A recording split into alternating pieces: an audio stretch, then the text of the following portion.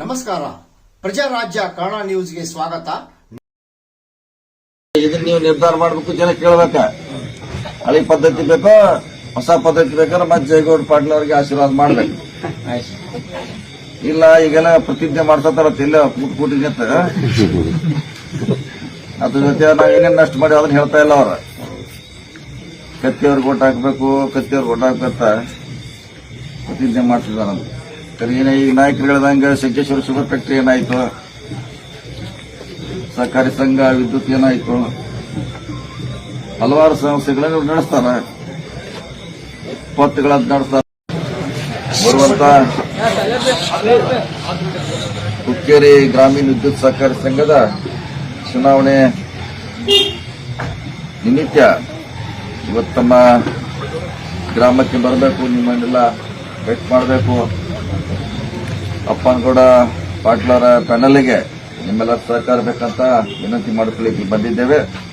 ಈಗಾಗಲೇ ನಮ್ಮ ಆತ್ಮೀಯರು ಮಾಜಿ ಸಚಿವರಾದ ಶಶಿಕಾಂತ್ ನಾಯ್ಕ ಅವರು ಕೂಡ ತಮ್ಮ ಭಾಷಣದಲ್ಲಿ ನಮ್ಗೆ ಯಾಕೆ ಮತ ನೀಡಬೇಕಂತ ಹೇಳಿದ್ದಾರೆ. ನಮ್ಮ ಜೊತೆ ಸಾರೇಪುರ ಅವರು, ಗುರು ಅವರು, ನಮ್ಮ ವೀರಕುಮಾರ್ ಪಾಟೀಲ್ ಅವರು, ರಿಷಬ್ ಅವರು ಎಲ್ಲ ನಿಮ್ಮನ್ನು ಬರಬೇಕು ವಿನಂತಿ ಮಾಡಿಕೊಳ್ಳಿಕ್ಕೆ ನಾವೆಲ್ಲ ಇಲ್ಲಿ ಬಂದಿದ್ದೀವಿ.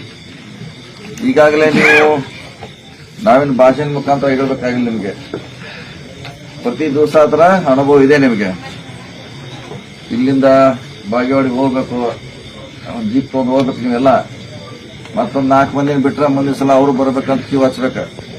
ಆ ಟಿಸಿಗೆ ಎಷ್ಟು ಜನ ಇರ್ತೀವಿ ಕಂಪಲ್ಸರಿ ಕಡ್ಡಾಯವಾಗಿ ಎಲ್ಲರೂ ಹೋಗ್ಬೇಕು. ನೀವು ಅಲ್ಲಿ ತಪ್ಪು ಮಾಡಿದವರು ಟಿಸಿಗೆ ಇಬ್ರೆ ಯಾರು ಅನಧಿಕೃತವಾಗಿ ಹಾಕಿರ್ತಾರೆ.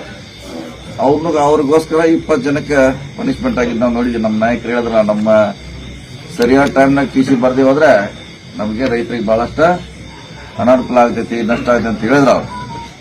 ಅದ್ರ ಬಗ್ಗೆ ಮೊದಲೆಲ್ಲ ಟಿಸಿ 15 ದಿವಸ, ತಿಂಗಳು ಅಥವಾ ಒಂದು 6 ತಿಂಗಳಾಗ್ಯೋ, 1 ವರ್ಷ ಗಂಟ್ಲೇನೋ ಆಗಿದ್ದು ಉದಾಹರಣೆಗಳದಾವು. ಈಗ ಹೊಸದಾಗಿ ಅಧ್ಯಕ್ಷ ಜಯಗೌಡ ಪಾಟೀಲ್ ಬಂದ ಮೇಲೆ ಯಾವ್ದೋ ಟಿಸಿ ಹಾಕಿಲ್ಲ ಅಂತ ಹೇಳಿದ್ರು. ಜಗಾಡಿ ಟಿಸಿ ಹಾಕಿದಾರ. 50 ಜನಕ್ಕೆ ಉಪಯೋಗ ಆಗಿದೆ ಅಂತ. 50 ಜನಕ್ಕೆ ಬಸ್ ಓವರ್ಲೋಡ್ ಇರಬಹುದು. 180 ಲೋಡ್ ಇತ್ತು. ಈಗ 2 ಆಗೋದ್ರಿಂದ ಅದಕ್ಕೆ 80 ಡಿವೈಡ್ ಆಗ್ತೈತಿ. ಸೊ ರೈತರಿಗೆ ಅನುಕೂಲ ಆಗ್ತದೆ. ಯಾವ ಸಂದರ್ಭದಲ್ಲಿ ನಿಮ್ಮ ಮೋಟರನ್ನ ಆರಾಮಾಗಿ ಓಡಿಸಬಹುದು. ಇಂಥದ್ದನ್ನ ನಾವು ಮಾಡ್ತಾ ಇದೀವಿ. ಇದೇನೋ ಬಹುಶಃ ಫೋನ್ ಮಾಡಿ ಹೇಳಿದ್ರು, ಬಹುಶಃ ಯಾರು ಹೇಳಿರ್ಬೋದು, ಅಷ್ಟೇ ಇದು. ಯಾರಿಗೂ ಹೇಳಿದ್ದು ಬಂದ ತಕ್ಷಣ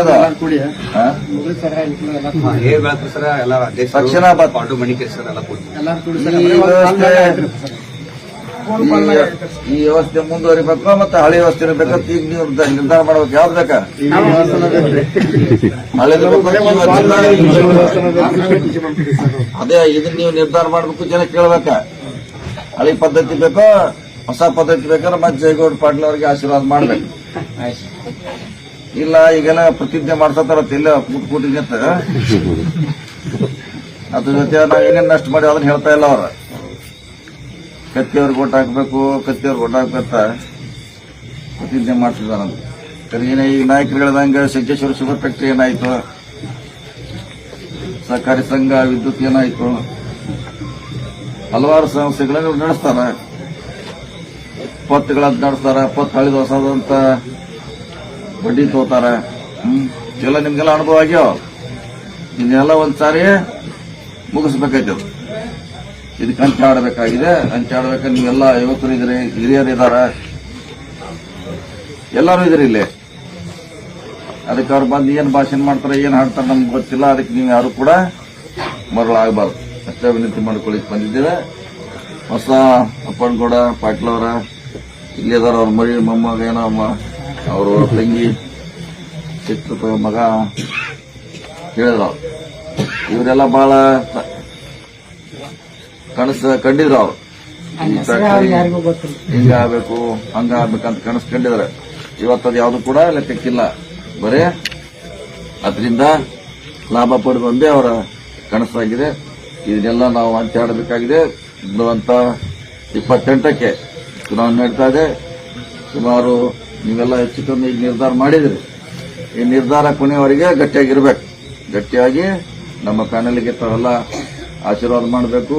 ಅಣ್ಣ ಸಾಹೇಬ್ ಜೊಲ್ಲೆ ಅವರು, ಮಲ್ಲಿಕಾರ್ಜುನ ಜಾರಕಿಹೊಳಿ ಅವರು, ಇನ್ನೂ ಅನೇಕ ಶಶಿಕಾಂತ್ ನಾಯ್ಕ ಅವರು ನಾವೆಲ್ಲ ಕೂಡಿ ಈ ಚುನಾವಣೆ ನೇತೃತ್ವ ವಹಿಸಿದ್ದೀವಿ. ತಮ್ಮ ಸಹಕಾರ ಇದ್ರೆ ರಾಜಕೀಯ ಬದಲಾವಣೆ ಖಂಡಿತವಾಗಿ ಮಾಡ್ತು ಅಂತೇಳಿ ನಮ್ಮ ಮಾತು ತಿಳಿಸಿ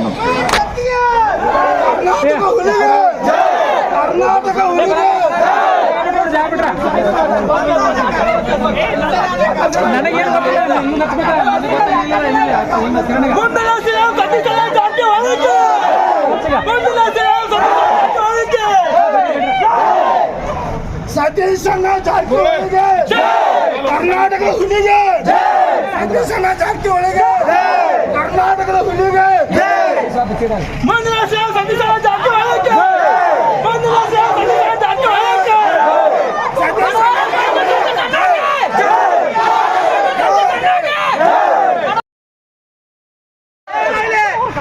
ಮುಂದಿನ ಮುಖ್ಯಮಂತ್ರಿಗಳಿಗೆ ಜಯವಾಗಲಿ, ಮುಖ್ಯಮಂತ್ರಿಗಳಿಗೆ ಜಯವಾಗಲಿ, ಕರ್ನಾಟಕ ಹುಲಿಗೆ